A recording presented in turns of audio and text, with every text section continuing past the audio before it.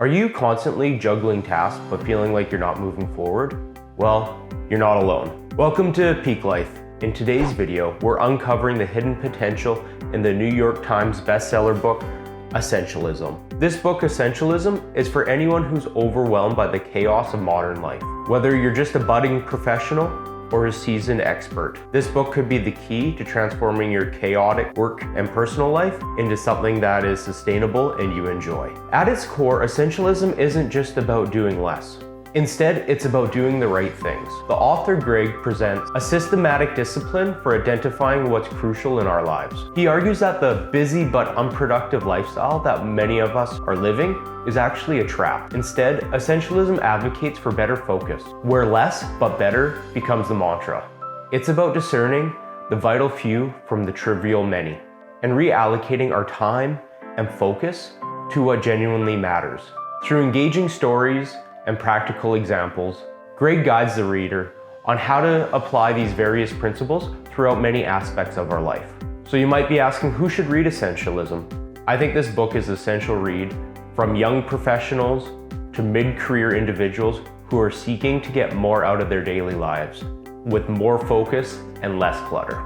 And for further reading, I would suggest the books Deep Work by Cal Newport and Atomic Habits by James Clear. Both of these books align well with the core principles in Essentialism. From Essentialism, my top 3 takeaways were: first, the power of saying no. This means making the tough choice of what to do and what to say no to. Instead of what I would typically do is say yes, but in a week or a month. Instead, the power of saying no is really about spending as much or more effort on what we say no to as what we say yes to. Second key takeaway was the importance of rest and recovery. Essentialism teaches us that in order to perform our best, we must actively rest and recover so that we're renewed with vigor and enthusiasm to take on our daily tasks. And my third key takeaway is the need for clarity. Clarity about our values and our goals is essential to avoid the distractions of modern life, so that instead we can focus on what our most meaningful work is. Moving on to my favorite 3 quotes from the book. First up, we have, "If you don't prioritize your life, someone else will." I think we can all think of an example of when our lack of priority has turned into just doing work for someone else that we didn't love. My second favorite quote was, "The way of the essentialist means living life by design, not by default." When we can actively design our lives like we're doing here at Peak Life, it's amazing what we can accomplish. But when we live our lives by default, then the world happens to us and we're always acting in a reactive state. And my final, third favorite quote is one that I take to heart and one that I struggle with personally. Only once you give yourself permission to stop trying to do it all, to stop saying yes to everyone and everything, can you make your highest contribution to the things in life that truly matter.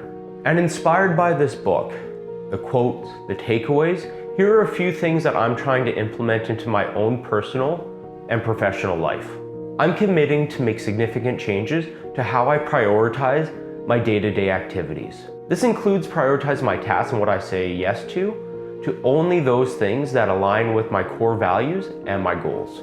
For instance, I'll be much more cutthroat on what I say yes to, whether it's projects, hanging out with people, and essentially trying to say no to as many requests as possible that don't align with my core values or my goals.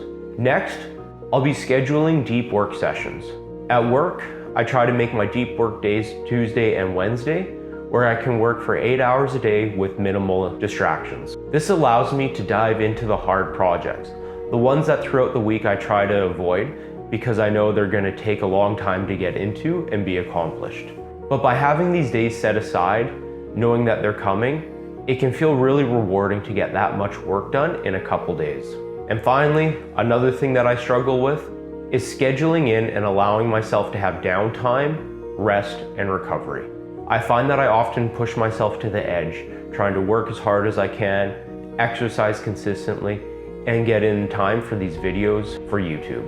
But by having a cutoff time at the end of the evening of say 8:39 where I won't do any more work, I can ensure that my body's recovering and that I'm resting enough to be enthusiastic for my next day. And to wrap it all up, Essentialism offers more than just a productivity hack. Instead, it presents a philosophy for living a full and fulfilling life.